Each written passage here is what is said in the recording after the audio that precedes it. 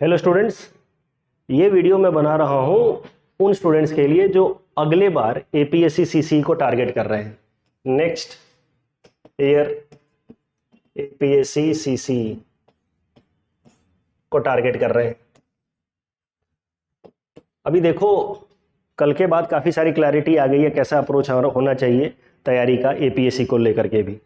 उसके पहले मैं जल्दी से बता दूं, इस वीडियो में भी मुझे पता है कई सारे स्टूडेंट्स पूछेंगे सर इस बार का कट ऑफ बता दीजिए। तो वो कट ऑफ के लिए हमें चाहिए डाटा, और डाटा हम कलेक्ट कर रहे हैं। आज के इस वीडियो में भी हम लोग नीचे कमेंट सेक्शन में पहला लिंक दे देंगे, वहां पे जाकर के आप अपना projected score as per APSC की सबमिट कर दीजिए। ठीक है, अगर अभी तक आपने नहीं किया है तो अपना स्कोर सबमिट कीजिए। हमारे पास शाम तक काफ़ी अच्छा खासा डेटा आ जाएगा, उसके बेसिस पे हम कट ऑफ बता पाएंगे। लेकिन हाँ, मोटा मोटा अंदाजा अभी तक यही निकल करके आ रहा है कि कट ऑफ काफ़ी लो जाएगा। पिछले बार जो भी कट ऑफ था उसका 1/5 कर दीजिए। जैसे पिछले बार अगर 120 था तो इसको डिवाइड कर दीजिए 1.5 से, मिनिमम उसके आसपास कट ऑफ जाना चाहिए, उससे भी थोड़ा कम। लेकिन will see, exact cut off हम लोग शाम को चर्चा करेंगे उस पर। अभी बात करते हैं उन स्टूडेंट्स के लिए जो नेक्स्ट ईयर की तैयारी कर रहे हैं, क्योंकि अब काफ़ी ज़्यादा क्लैरिटी आ गई है कैसे तैयारी करनी है।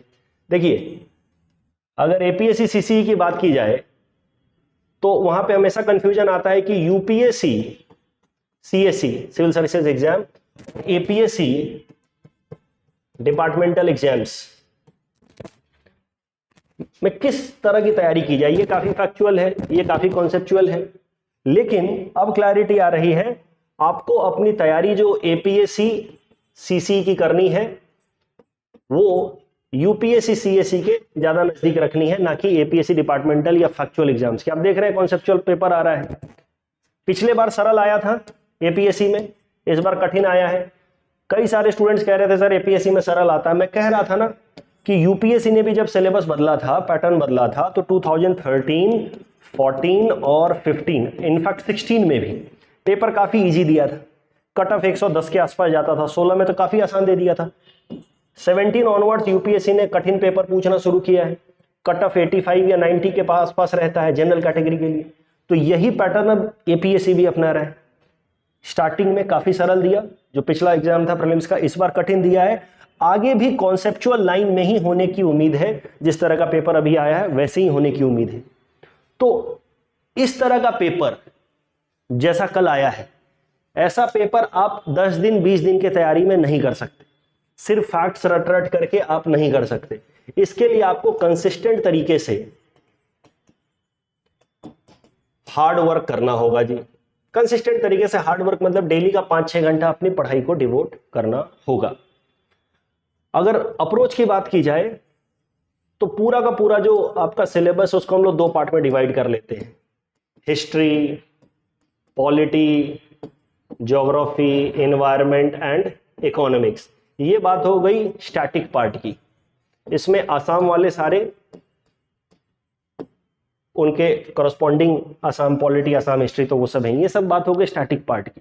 अगर इन एरियाज को देखा जाए तो यहां से 65 to 70 क्वेश्चंस आ रहे हैं, जबकि करंट अफेयर से लगभग 30 क्वेश्चंस आ रहे हैं। इन एरियाज को आप अच्छे से करके जाएंगे तो आप एक एवरेज स्टूडेंट से 10 सवाल के आसपास का एडवांटेज ले सकते हैं, क्योंकि इस एरिया में बहुत ज़्यादा स्कोप है नहीं। लेकिन करंट अफेयर्स में कैसा है, मैं देख रहा हूँ स्टूडेंट्स के अंदर एक मिसअंडरस्टैंडिंग है करंट अफेयर्स को लेकर के। हमेशा यह सवाल आता है सर कितने साल का करंट अफेयर्स आएगा, कितने महीने का आएगा। देखिए कैसा आएगा, ये सब जो सवाल होते हैं ये सब बाकी एग्जाम्स में, एपीएससी डिपार्टमेंटल एग्जाम्स में या बैंक रेलवे के एग्जाम में वैलिड है कि कितने महीने का आएगा। एपीएससी सीसी या यूपीएससी सीएससी में आपको कॉन्सेप्ट बेस्ड करंट अफेयर्स करना है, और इसका कोई शॉर्टकट नहीं हो सकता। ठीक है कि बस ये 5 पेज रटा और हो गया हमारा काम। इसको कंसिस्टेंट तरीके से करना होगा। Current affairs is going to make और ब्रेक। तो मैं बात कर रहा हूं स्पेसिफिकली करंट अफेयर्स की। ये आप 10 दिन 20 दिन में नहीं कर सकते। यू सी, मैं पिछले 4 साल से करंट अफेयर्स करा रहा हूं यूट्यूब पे, आप सबको पता है। मैंने इतना कुछ करा दिया है वहां पे कि जो भी सवाल एपीएससी पूछे या इवन यूपीएससी पूछे, मैं साबित कर सकता हूं कि मेरा पढ़ाया हुआ आया है। राइट, योगा काटा प्रिंसिपल, आदित्य, मैं डेट के साथ प्रूफ कर दूंगा कि देखो इस दिन पढ़ाया है। लेकिन स्टूडेंट्स को उस लायक बना पाना, एक होता है साबित कर देना कि आपने कहाँ क्या पढ़ाया है, और स्टूडेंट्स को उस लायक बना देना कि वो एग्जाम में जाकर के अटेम्प्ट कर पाए, इसमें काफी अंतर है। इसके लिए चाहिए यहां से, अभी हर इंसान क्लेम करेगा कि मेरा पढ़ाया हुआ 90 आ गया, 95 आ गया, देखो मैंने उस दिन सिपरी का नाम लिया था, सिपरी आ गया। सवाल तो देखिए कैसा आया है, कहाँ है उसका हेडक्वार्टर, ठीक है, स्टेटमेंट बेस्ड सवाल आए हैं। मैंने उस दिन क्लास में नाटू नाटू गाना गाया था, देखो नाटू नाटू आ गया। सवाल तो देखिए, कोरियोग्राफर भी पूछा है। राइट, तो सिर्फ क्लेम कर देना इज मार्केटिंग गिमिक कि मैंने इतना पढ़ाया, मेरे पढ़ाए हुए से इतना आ गया। It is marketing gimmick that everyone is going to do. उसमें मत पढ़िए, आप अपना दिमाग लगाइए, पढ़ाया हुआ लोगों का आया, हमारा आया ऐसे तो साबित करना चाहे तो 100% आ जाए, लेकिन आपका कर पाना, वहां पे रिकॉल करके उनको कर पाना, ये इसमें अंतर है। और यहां से यहां पहुंचने के लिए आपको कंसिस्टेंट तरीके से पढ़ाई करनी होगी। 1 से 1.5 साल आपको करंट अफेयर्स फॉलो करना होगा कंसिस्टेंट। मैं ये नहीं कह रहा हूं कि आप मुझे ही फॉलो कीजिए, आप कहीं से भी पढ़िए, लेकिन आपको 1.5 hours on daily basis current affairs को देना होगा। जैसे आप यूपीएससी एस्पिरेंट्स अगर होते तो आप देते, वैसे ही अब आपको एपीएससी के लिए भी देना होगा if you want to land in on a safer side. अभी आप सबको, ज्यादातर लोगों को पता होगा, मैं डेली न्यूज़पेपर एनालिसिस लाता हूं। राइट, पिछले 4 सालों से ला रहा हूं रोज, संडे के अलावा आई डोंट थिंक मैंने कभी कोई खास ब्रेक लिया होगा। राइट, डेली न्यूज़पेपर एनालिसिस आपको आज से लेकर के लगातार सुनना है। आज से एक और नए जोश के साथ अब डेली न्यूज़पेपर एनालिसिस किया जाएगा। ठीक है, मैं खुद करूंगा, करता ही रहा हूं, क्योंकि मुझे समझ आ गया है कि ये सबसे इंपॉर्टेंट है।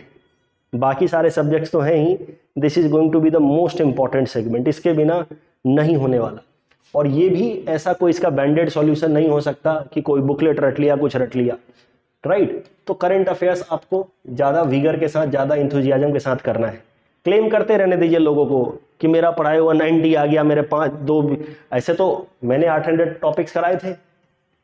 राइट, रिवीजन में वहां से लगभग 30 सवाल आ गए, कल ही हमने वीडियो में देखा। लेकिन वो भी वही स्टूडेंट कर पाया है रिकॉल करके जो 1 साल से सुन रहा था, जिसके दिमाग में चीजें सेटल्ड थी। तो अगर आप अगले बार की तैयारी कर रहे हैं तो आज से ही आप थोड़ा सा रिलैक्स्ड होकर के रोज कम से कम 1.5 घंटा निकालिए करंट अफेयर्स के लिए। वीडियो सुनिए, एमसीक्यू जो मैं देता हूं उसको अटेम्प्ट कीजिए। मैं रोज कहता हूं कमेंट सेक्शन में जाकर के अटेम्प्ट कीजिए, कमेंट सेक्शन में जाकर के आंसर दीजिए। क्यों कहता हूं मैं? क्योंकि जब आप पब्लिकली आंसर देने जाएंगे तो आप मजबूर होंगे और सोचने के लिए कि भाई इसका जवाब सही है कि नहीं। 1 का अगर मैं ए लिखने जा रहा हूं तो सही है कि नहीं, क्योंकि मैं यूट्यूब पे कमेंट सेक्शन में लिखने जा रहा हूं। That is how when you are forced to think more, you will settle, you will create an impression of that question in your mind and you will be able to carry that idea for a longer period of time. Comment section में जाकर comment कीजिए। उसके अलावा PDF download कर लीजिए, daily basis पे हम लोग जो देते हैं उसको रीड कीजिए। और जो मंथली टेस्ट होता है 5th ऑफ एवरी मंथ, उस टेस्ट को अटेम्प्ट कीजिए। राइट, इतना करते जाइए, अगले बार के प्रीलिम्स में आपकी लगभग गारंटी है। ठीक है, don't fall for marketing gimmicks and all. There is no substitute to hard work and consistency. रोज पढ़ना ही होगा जैसे एक यूपीएससी एस्पिरेंट पढ़ता है। ठीक है, आपको भी अब पढ़ना होगा क्योंकि पेपर का तरीका मोर और लेस वैसा ही है। ठीक है, तो आज से लग जाइए, मैं भी आज से और ज्यादा जो उसके साथ करंट अफेयर्स करूंगा। चलिए कंटिन्यू करते हैं। Best of luck to everyone for next year.